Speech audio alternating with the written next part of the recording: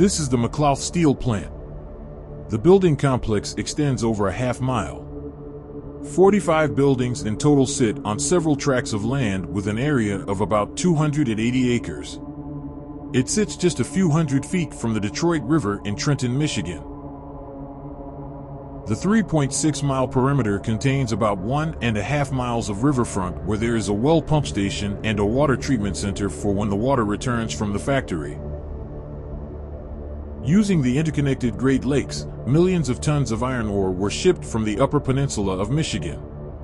For each ton of steel produced, a plant requires approximately 1.6 tons of ore, about a half ton of refined coal, and over 100 tons of water. While in operation, this steel plant would consume the water and energy of a small town, producing 2.4 million tons of steel every year at full capacity.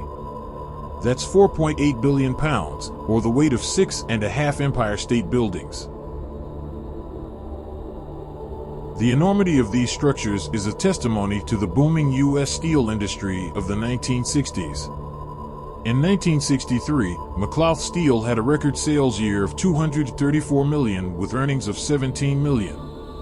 In today's dollars, that is about $2.2 billion in sales and $163 million in profit. The gushing industry that employed about 700,000 people in 1953 slowed to a trickle over the next few decades. Many steel plants in the U.S. did not make it through the steel crisis that drug the industry into a 10-year recession starting about 1974. Steel towns in the Midwest were often drugged down with their steel plants, leaving many economically destitute. To this day, old steel towns in the Rust Belt suffer from depressed economic conditions, high crime rates, and limited opportunities.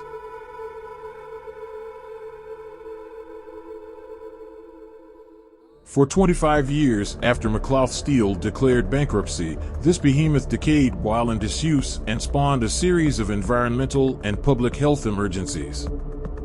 During this time of disuse, the EPA and state agencies removed over 3,700 PCB-containing electrical capacitors from the 1960s, 8 pounds of spilled mercury, pallets of water-reactive chemicals, and helped put out a chemical fire in a 4 million-gallon open tank. These are mere peanuts compared to what was removed in 2005 and in 2020 when the entire site was razed to the ground in a special deal between the EPA and a real estate firm owned by a billionaire. Let's start with the 2005 cleanup. The Great Lakes Legacy Act was signed into law in 2002 and provided massive funding for a 13-month cleanup of the Detroit River bottom directly downstream of the McLouth plant outflow. In total, 14 feet of sediment was stripped from the river bottom along with 160 pounds of PCBs, 360 pounds of mercury, 300,000 pounds of oil and grease, 38,000 pounds of lead and 140,000 pounds of zinc. At this point, millions of dollars had been spent by the EPA and the state of Michigan on mitigating the environmental calamities coming from the McLouth Steel Plant. Still, the 45 buildings remained contaminated with asbestos, PCBs, mercury, lead, and many other hazardous chemicals. There were also 23 sludge pits, flooded basements, and underground tunnels that contained half a century's worth of industrial waste. By 2017, the main tract of 180 acres was owned by Detroit Steel, who owed $3.7 million in back taxes. They could not afford to comply with any of the mandates for cleanup given by the EPA. In April of 2017, the property was foreclosed on by the county treasurer's office, which meant that the state, the county, and the city would all have an opportunity to buy the property, or it would go up for auction. There were many involved that wanted to avoid the property going up for auction, but none wanted to accept the liability of cleaning up the property that came along with ownership. According to the final situation report by the EPA, the total amount of scrap steel hauled off was about 32,500 tons. The cost of the removal and remediation project was estimated at $31 million. Total amount of asbestos panels removed was just over 4,000 tons, and asbestos-laced stove brick was a staggering 45,580 tons. All hazardous debris was removed from the site and trucked to a special landfill 25 miles away. Here you can see the asbestos bricks inside the ladle cars. These rail cars carried the molten iron to the continuous steel caster, where ladles were dumped into a device called a turn dish, which then feeds into the slab caster. The demolition of the property was halted due to asbestos dust leaving the demolition site. The EPA demanded a new proposal for dust control before demolition could resume. When it did resume, the demo crews were now using water and other methods to control dust.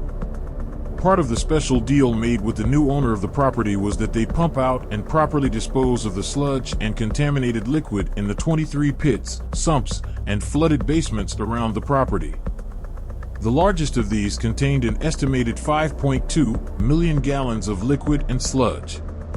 The majority of this sludge and liquid goes to the public water treatment plant, but some pits contained electric arc furnace dust that had turned into sludge over the years of leaking roofs and flooding. These pits were classified as K061 hazardous waste because of the heavy metal content, and they were disposed of at special facilities. Unfortunately, it was documented by the EPA that many of the contaminated pits were in communication with groundwater and surface water, so whatever sludges they contained have been slowly leaching for decades. After the pits and basements were pumped, they were tested again for contamination before clean backfill was used to fill them in. Demolition of the McLouth Steel Plant was an arduous, multi-year and multi-million-dollar undertaking. By the end of 2022, the property was completely leveled. There is still the need for ongoing remediation of contaminated soil and groundwater, but the property is much safer for the environment and the community. It now has a chance to be developed for a wide range of purposes. For the community of Trenton, Michigan, it is a relief to have the rotting giant removed. Some hope for a park, others jobs, the city hopes for tax revenue. It is even possible that one day in the future, cruise liners from the Great Lakes will dock at the former McLouth site in the quiet river town of Trenton. Thank you for watching. Subscribe to see more on polluted properties.